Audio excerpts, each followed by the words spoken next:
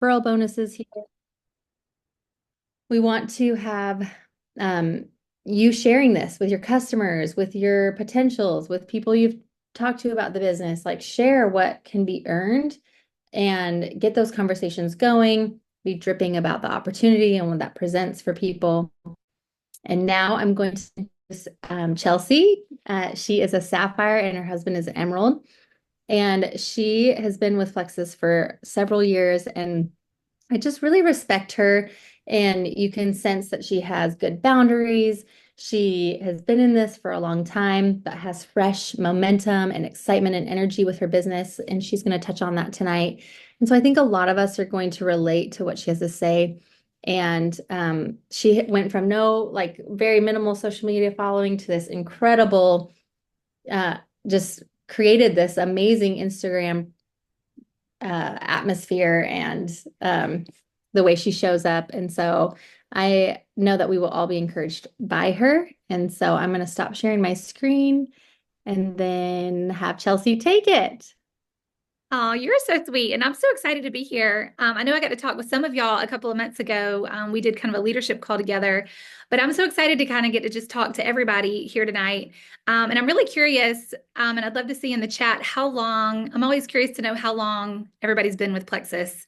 I'm going to share a little bit of a snippet of my story tonight. I've been with Plexus for a little over 8 years, which is makes me feel old. I don't know how that happened.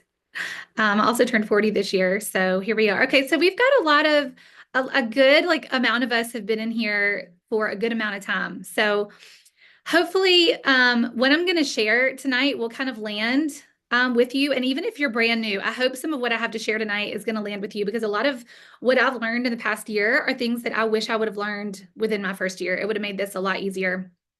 Um, so that's kind of really my heart tonight is just kind of to share some of the mindset shifts that I've been having and just kind of putting us back into action, back into momentum after a very dry season in Plexus. I'm sure that if you've been in Plexus for longer than a month, you've had ups and downs with this. I certainly went through a very dry season in my business for the last 2 years previous to 2024. And I think, you know, that's one of the major things that I've learned is that, when you get to a place where you think you've got it all figured out, because I think I kind of came to that place after I hit Sapphire 2 or 3 years ago, where it's like, okay, I know what I'm doing. I kind of got this thing under control. When you get to that place, that's really a good indication that you probably need to put yourself under somebody's mentorship. And you are just starting to learn. Like you better buckle up because when you think that you've gotten to that place, you've got a whole new level to master.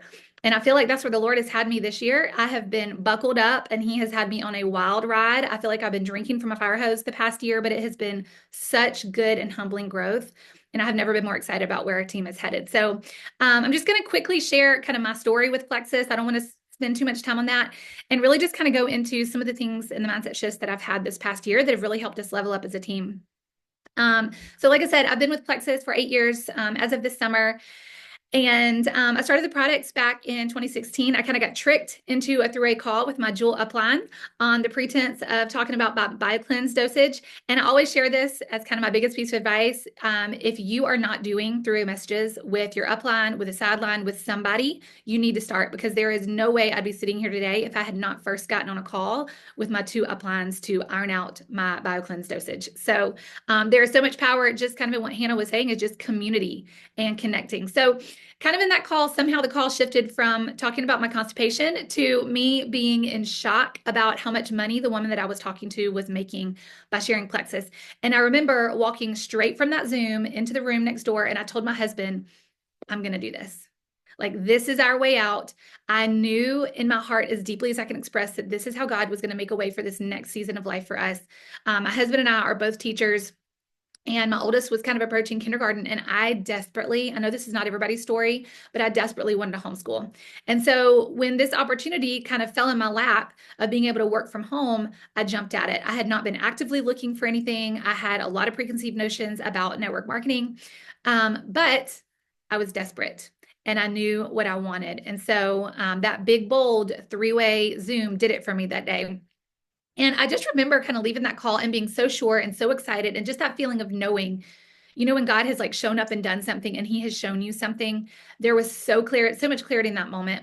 I remember not even sleeping that night, just up and dreaming and believing for what God was going to do for our family through this. So, real quickly, I started sharing in July of that year. I went silver, I think by the end of that first month. My mom, my sister, my best friend, you know, the same story. And really after that, I was kind of a slow and steady grower. I didn't come into this with a ton of influence. I didn't have a social media presence. I didn't have an Instagram account. I grew completely on Facebook in the beginning of this.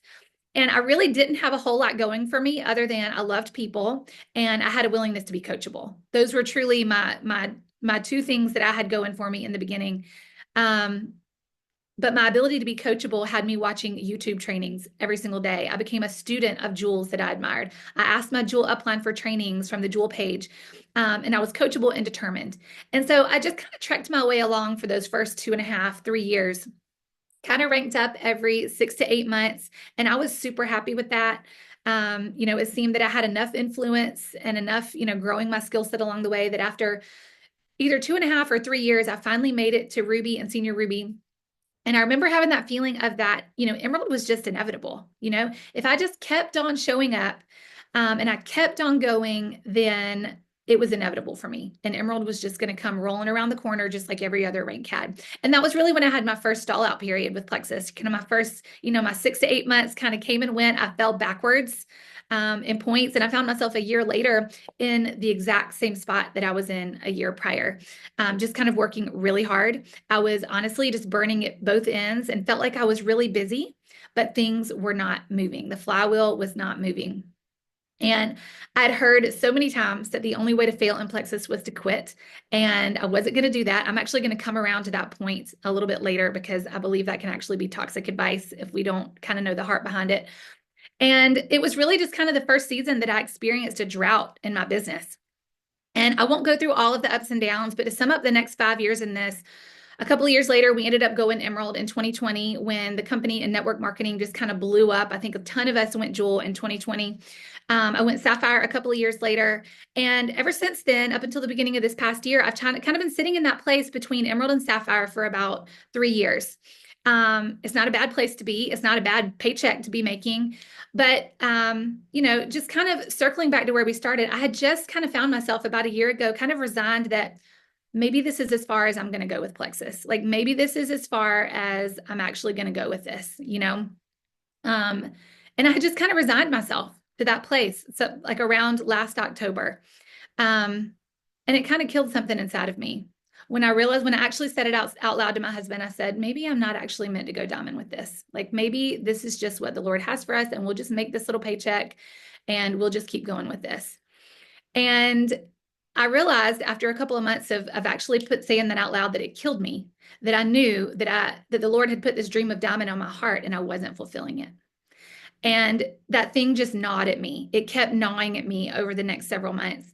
And I realized that it really wasn't that I needed to personally go diamond. We were making more money than we've ever made in our lives as teachers.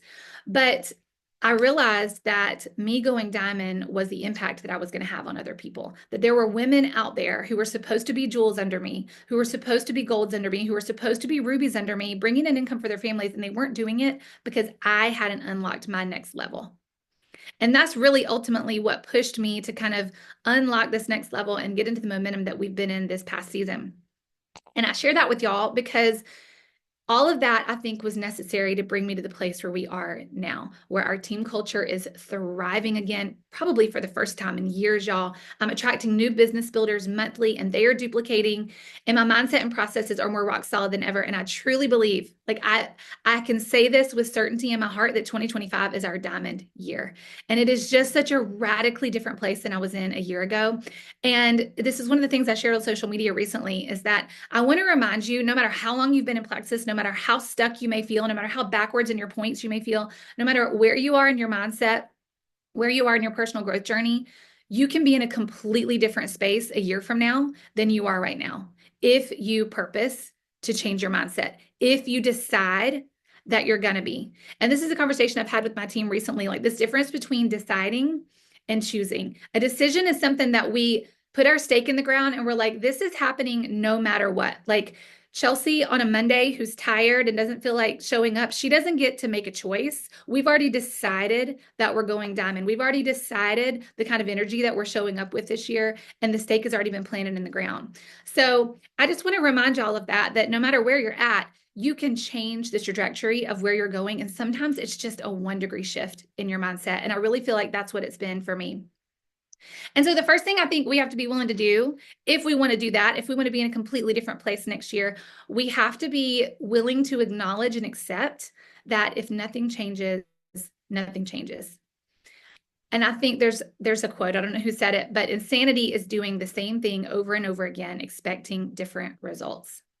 And this is one of the things I've really started coaching my team on, is that if you've been doing the same thing in your business for 3 to 6 months, and I think we can narrow it down to that small of a time frame. Some of us have been doing the same thing in our business for 2 or 3 years, for 3 or 4 years. But if you've been doing the same thing in your business for 3 to 6 months and you haven't grown, or you're not attracting new business builders to your team, then what you're doing is not working and you need to shift gears.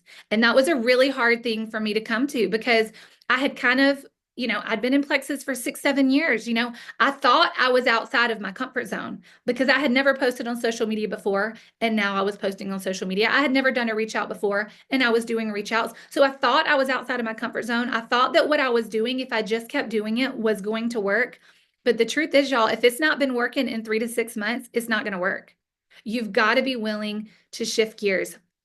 And that's kind of circling back to what I said a while ago. I think one of the things that can be so toxic for us to hear in network marketing, and I think people are really well intended when they say this. I've probably even said this before too. And this is just a trap that will keep you stuck like glue, is that the only way to fail at Plexus is to quit. And I think the actual truth, the real thing that we should be saying is that the only way to fail in this is to stop growing. Y'all, there are girls on my team who have been senior silver gold for 3, 4 years. And I found myself in that same bucket. I've been Emerald Sapphire for 3 or 4 years. And I finally had to come to the realization that, Chelsea, what you're doing is not working. You're not attracting new jewels to your business. You're not attracting new big business builders to your business. And so I think that's a small mindset shift that we can make. But if we don't recognize that, I think it actually means maybe we've hit our leadership lid. And your leadership lid is something that you are not going to accidentally grow past. You cannot show up enough to grow past it. You have to be intentionally growing into the person who is leveling up and attracting a higher level leader than you are. And so, if that's you, and you find yourself, it's been 3 to 6 months, it's been 2 to 3 years I've been doing this thing, you've got to make a switch. You've got to make a switch. And most of the time, it's not in your systems. It's not necessarily in the events that you're running. It's how you're showing up. It's getting out of your own head and getting out of your comfort zone to be able to show up differently. And I think one of the best and easiest ways to do this is to think about what it takes to be a diamond, and think about the ones that are actively still producing new jewels. And maybe y'all can even type in the chat, like, who are some of the diamonds that you love to follow that are actively producing new jewels, that you're seeing on the leaderboard, that you're seeing them blow up, you're seeing them post all their rank ups all over social media. I know for me, like, Amber Miller comes to mind. Trisha Regar comes to mind. Marianne Anderson, Jill Renfro is one that I love to follow. And when we really think about those women who are leveled up, who are actively producing new leaders, ask yourself, am I showing up the way that these leaders are showing up? Am I going all in on the network marketing model and establishing myself as a leader in this industry? Or, and this is where I had to get real with myself, am I still pushing products and hoping that people are going to come around to the business? That was a really hard truth that I had to ask myself. Am I still pushing products and hoping that, like I did in 2016, 8 years ago, people will come around to the business? And this was probably one of the biggest kick in the pants moments I've had this year. And the thing that's really turned my business around and has brought me from not having a single level 1 rank up in 2023. I didn't have a single level 1 rank up in 2023, y'all, to now having had 3 new golds, 3 new senior silvers, and a handful of silvers, all in my level 1 just in this last quarter of the year, and an inbox of people curious about this business. The mindset shift that I've made and the action shift that I've made is that we have to be attracting people for the business. Okay. It worked in 2020 for us to post about the products and for people to come around and eventually come around to the business. But things are so different now. And here's the thing I'll say about network marketing. It's the same, but it's different. It's the same, but it's different. You don't need to be showing up on social media as an influencer. You don't have to have a curated page. You don't need to take a sales course. Like, you don't need to do any of that. It's us getting on there, talking about our product, talking about our business, and relationship building. It has always been that, and it will always be that. But I think the shift that we that has been made is that in 2016, people like me, people like Emily, people like Hannah, we weren't looking for network marketing. It wasn't as normalized as it is now. But in 2024, and I think this is one of the gifts that COVID did give us, it normalized what we do. It normalized working from home. It normalized affiliate marketing. It normalized women exploring different options for work. And so women like me, who 8 years ago had this preconceived notion about network marketing, they're out there actually looking for opportunities now. The likelihood of them actually stumbling on something like I did 8 years ago is slim because I'm already broke. I'm already out there actively looking for something. So we've got to be speaking to those people. So if you're still out there leading, with the mentality of just leading with the products, I kind of liken it to just kind of playing the lottery. So if you don't make another change in your mindset this year, it's that if you are not actively leveling up and establishing yourself as a leader to follow and sharing business 80% of the time and 20% products, then you're probably going to continue to stay where you are. And I think the easiest way to do this is get clear on who it is that you want to attract. And for a long time, and I'm not saying this is a bad way to think about it, because I still want to attract Chelsea's. I think the person that you are the most equipped to help is the person that you used to be. So I am still looking for somebody like myself who has a drive and a dream in her heart. Maybe she's a slower grower. Maybe she needs to learn social media. Maybe she needs to learn some skill sets. Maybe it's going to take her 4 years to go Emerald. I still have a heart to help her because that was me. But the person that I'm actually looking for now, when I picture my next Jewel, and I just love her, I want to attract a Jill Renfro. That's who I'm looking for. My personality is nothing like hers, but I want to attract a go-getter. I want to attract somebody who already has a certain skill set, somebody who is already bold, somebody who's looking for an opportunity. And the thing that helps me when I get on social media, when I get in conversations with people, I ask, if Jill wasn't already with Plexus and she was in my feed and she was in my inbox, would she join me? Would she join me? Am I showing up in a way that makes her feel confident that I can show her how to do this? Am I showing up in a way that makes network marketing appealing to her? Am I establishing enough trust with her that I'm a leader to follow, that I've established myself as an authority, not as pie in the sky, like unapproachable authority, but a leader that she can follow, that is consistent, that can help her be successful. And if you're not doing that, then that's your homework. Like, that's your only homework. That is the only thing we need to work on in 2025 is attracting your next Jill Renfro, attracting your next Emily Burgess, attracting your next Hannah. If she is already in your feed, and y'all, I guarantee you she is. I don't care if you have 300 followers or if you have 100,000 followers, she's already there. And she's looking. The reason people don't reach out to us is because they're scared. Like, they're either scared that they don't have what it takes, or they're scared that you don't have what it takes to get them there. And once you establish that you've got what it takes to get them there, you're 50% of the way there. So when you do that, reach out to Emily. Emily, I don't know if you've ever thought about doing this, but I see X, Y, and Z in you. I think you'd be amazing at what I do. I think we'd have so much fun together. Would you be open to, checking out some information if I sent some over? If you're showing up that way, you've already convinced Emily that you can show her how to get there. Now, all you've got to do is build the bridge, the other for 50%, to build her own belief in herself that she can do it. That's half the battle. So I feel like I could end the call right there. Like, if you're not showing up as a leader to follow and you're not attracting your next Jewel, that's what you need to do. The more I do this, the more I'm convinced that this thing is 90% energy and 10% systems and processes. And you got to have systems and processes. You got to have a launch event. You've got to have a conversation flow. You've got to have all the things and all the places to plug people into. But if you have the right energy, people are going to join you, period. you know, something that is something, another thing that's been said that I think we also need to tweak our mindset around is that you can't say the wrong thing to the right person. That's something that somebody in particular has said to me for a very long time in this. And I believed that for a long time.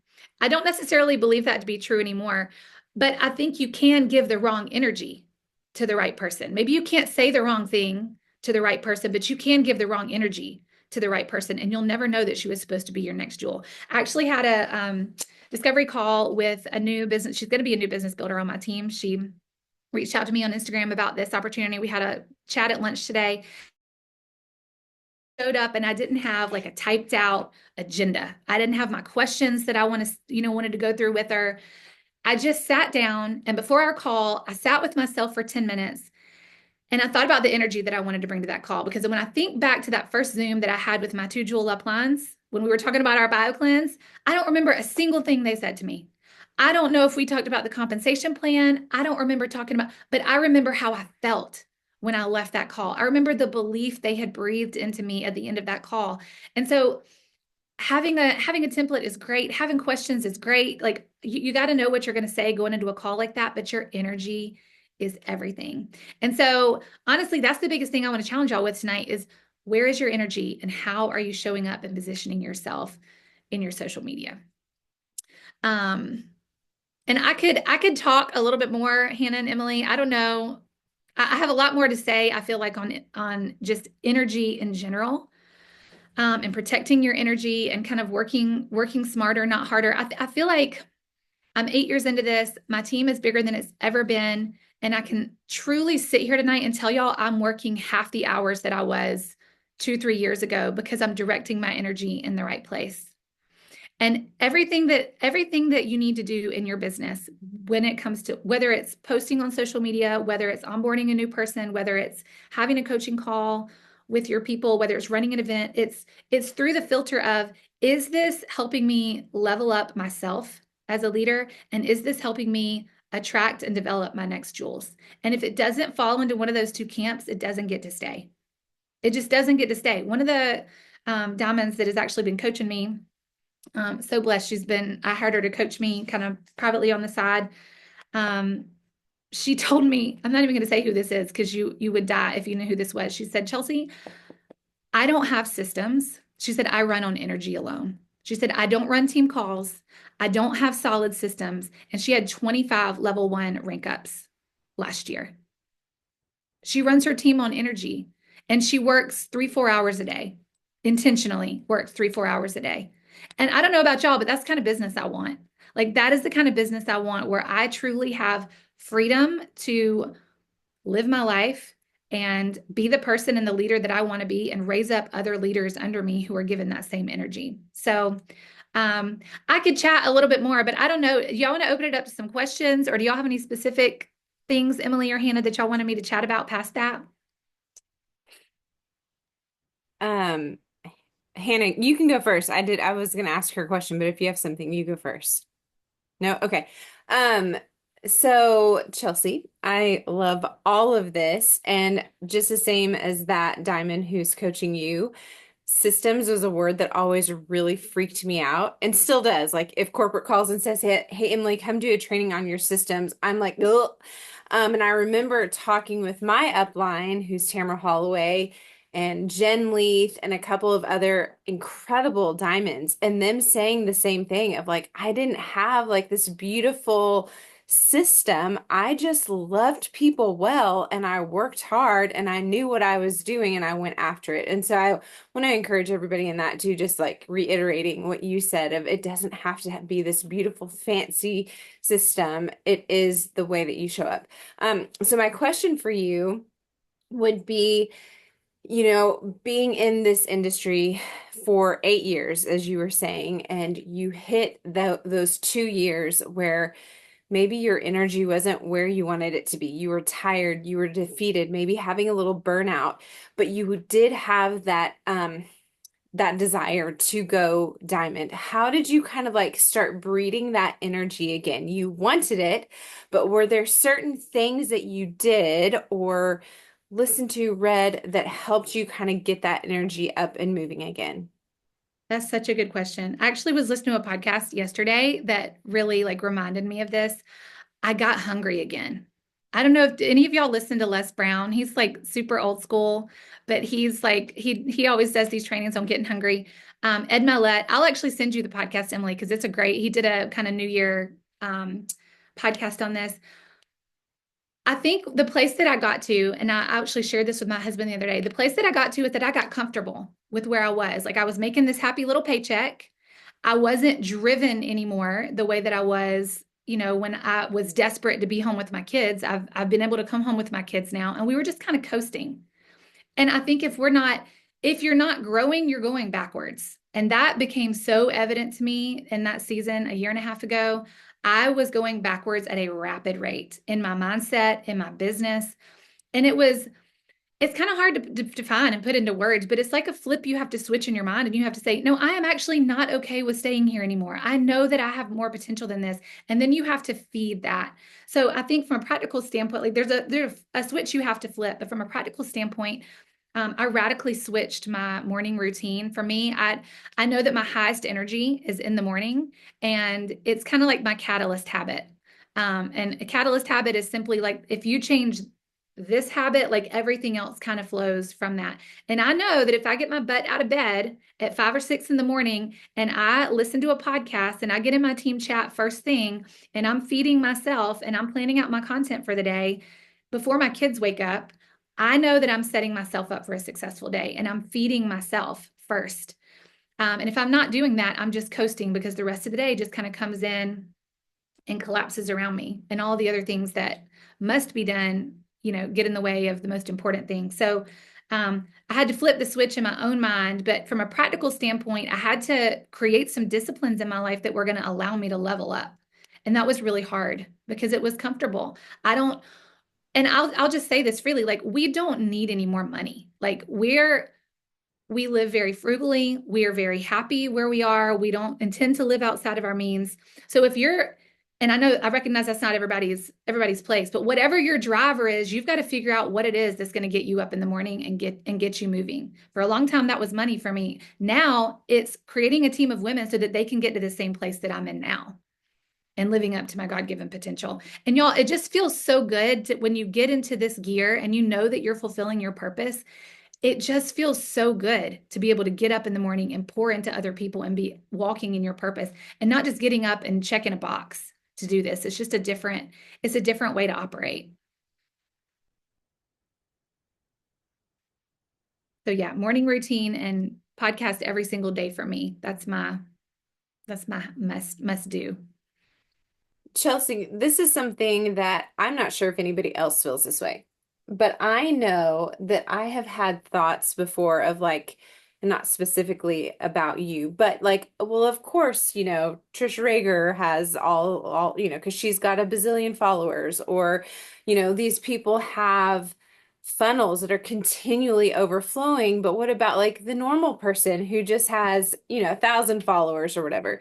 Would you be willing, I'm sorry, Hannah, this is my last question. I won't speak anymore after this, but would you be willing to kind of share a little bit of how you started your social media? Because I remember on the last call, you said like you had no presence on social media at all. And I put her handle in the chat earlier, but now she's got like 200,000 followers and is so relatable. I have so many friends up in Idaho that share her stuff, and I'm like, I know her. She's my good friend. That's so crazy.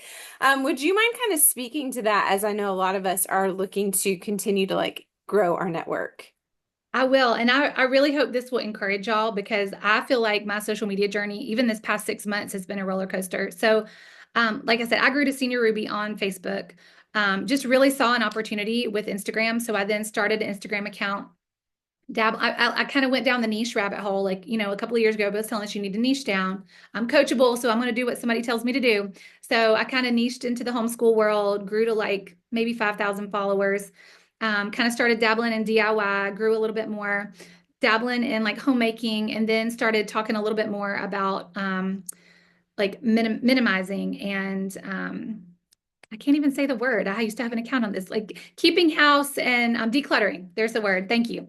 Um, I had a couple of reels go viral and I was like, okay, well, I can run in this lane. And it was kind of funny because I was decluttering my house and minimizing my house so that I could have more bandwidth to run with Plexus because my plate was so full.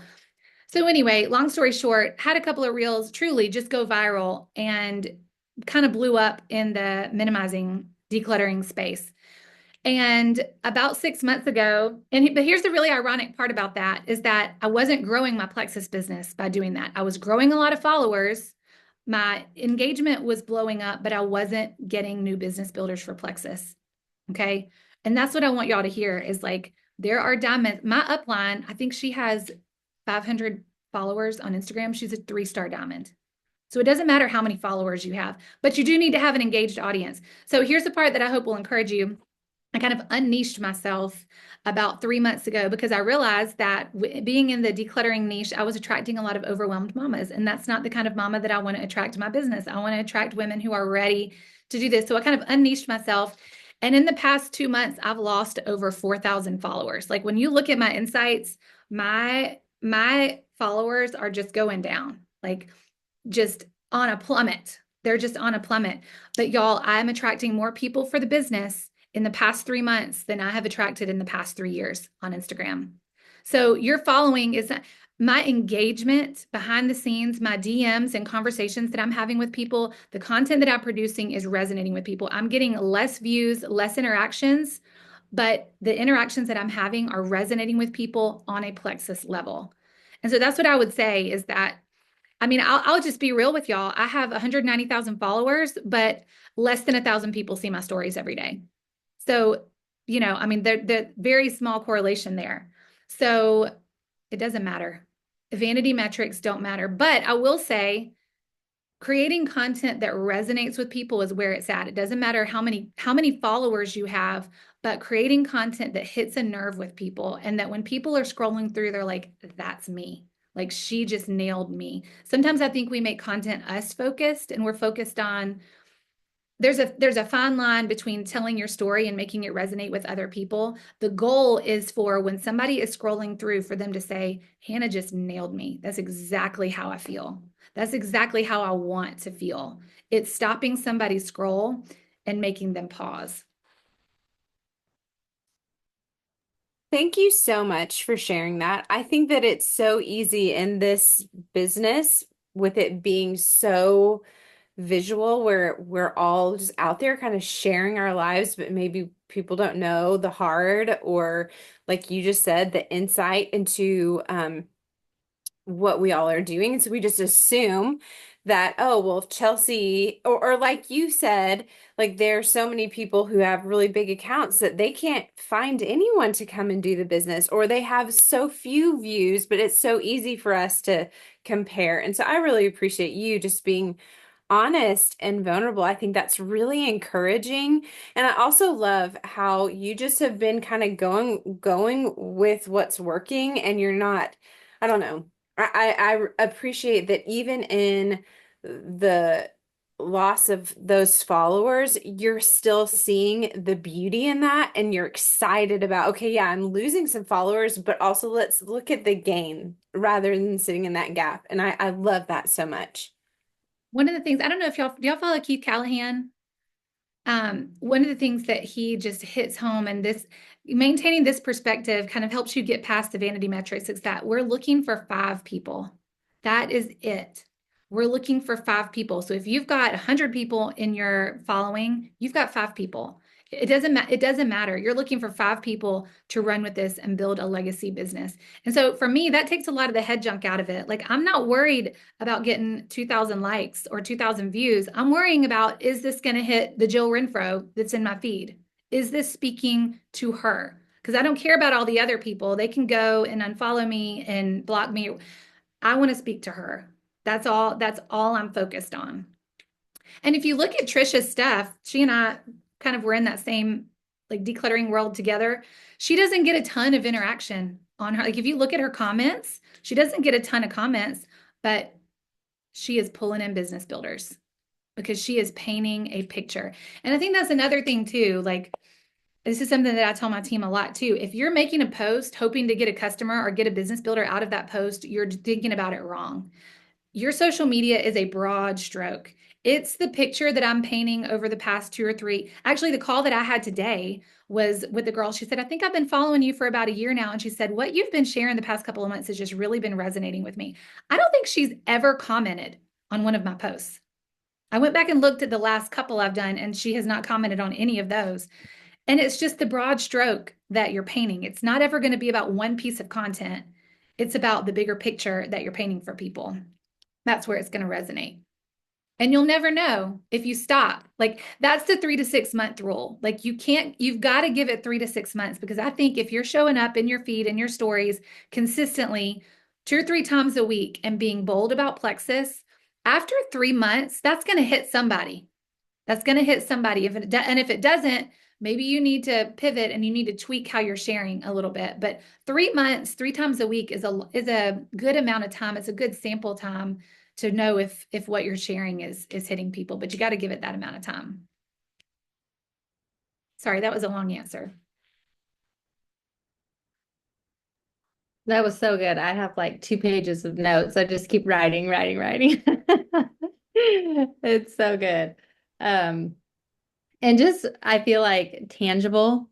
Like this is very like, what can I get off this call and go do? What can I do tomorrow that's going to propel me like forward and our business and our team and all of that. So I love it. It's very relatable, very realistic. And are there any other questions? You were asked in the chat, is there a way you learn to do that with your social media? Do that. I'm not sure what she was referring to. Grow. Is there a way you learn to grow your social media? Is that what you're asking, Nancy?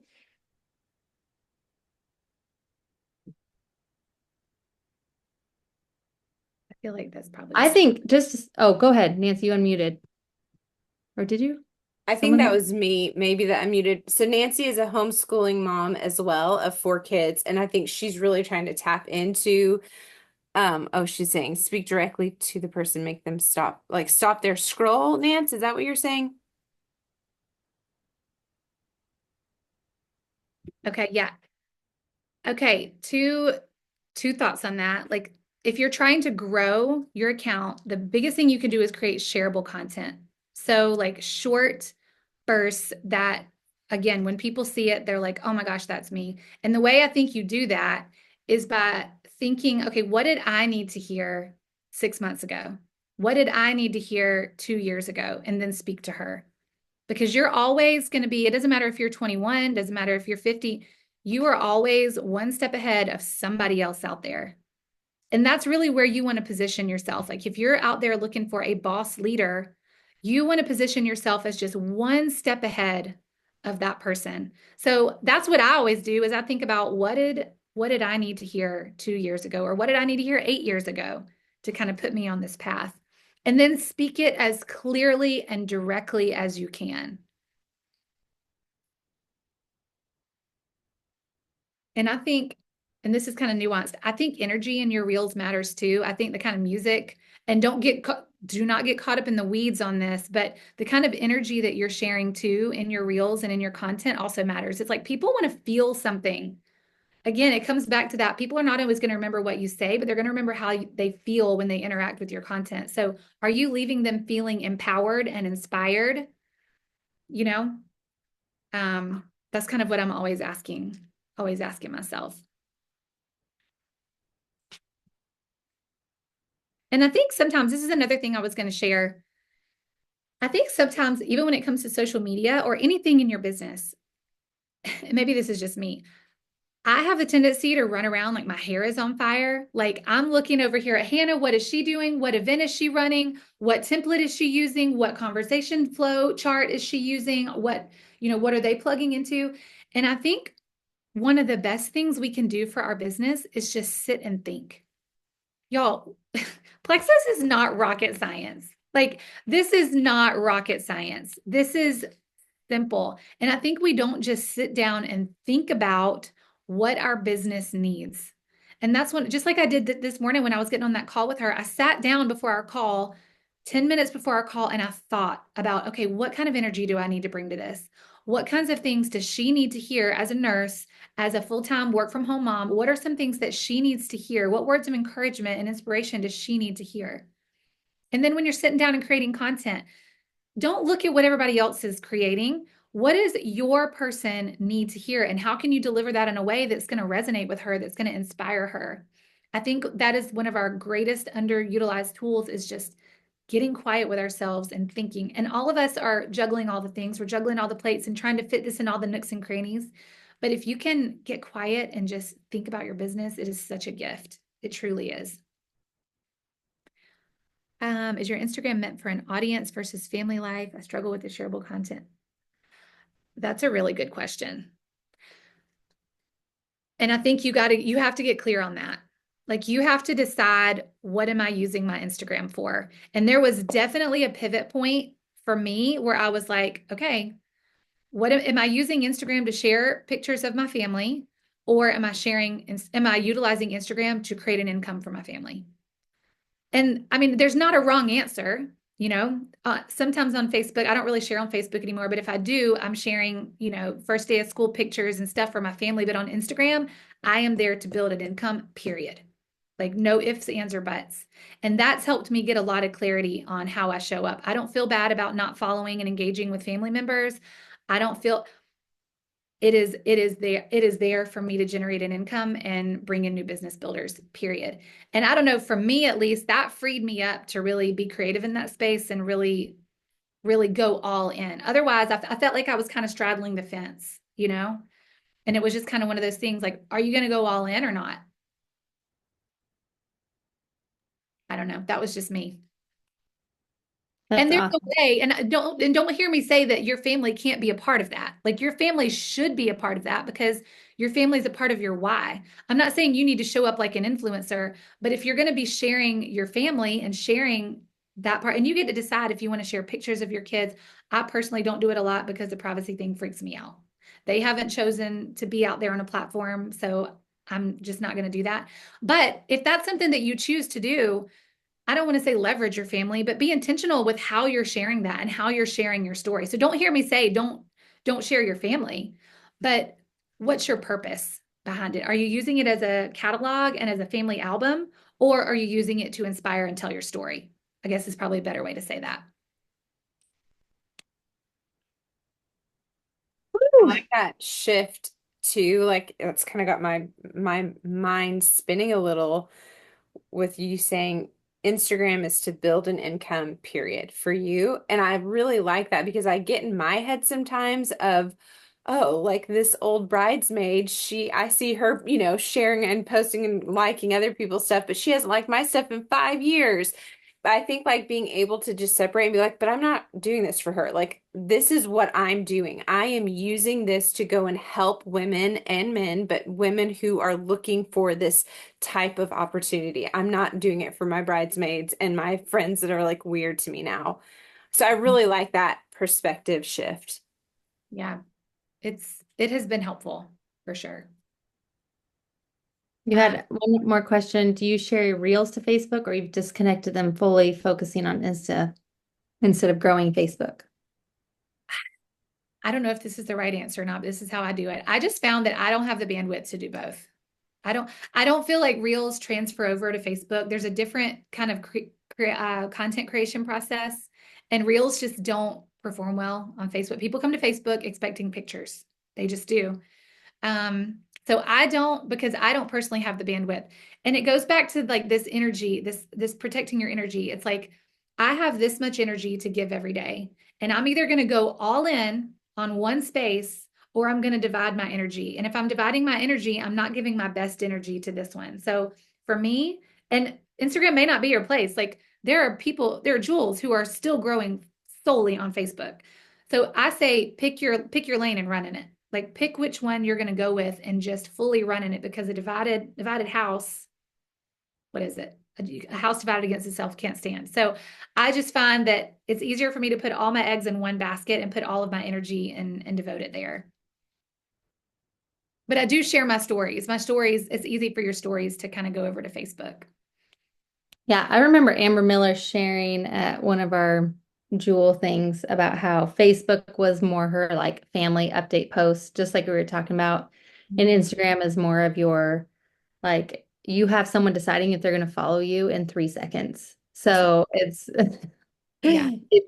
you were trying to go outside of like family profile, then it will look different. So she treats it very different too. Yeah. Oh, whole new world for this team over here. So we got a lot of questions. It's, it's All, all fun. good stuff. We love it. Any last questions, you guys? This was so fun. Thank you for having me. Yes, thank you for your time for pouring into us and encouraging all of us as we start this year. And you are a wealth of knowledge and just really have encouraged us tonight. So we appreciate you. Oh, well, thanks for having me. I love both of y'all. All right. Okay, bye, Chelsea. And then I think, are we doing Power Half Hour on our team call night? Okay, so we're done. We're done. All right. Okay, good night, everyone.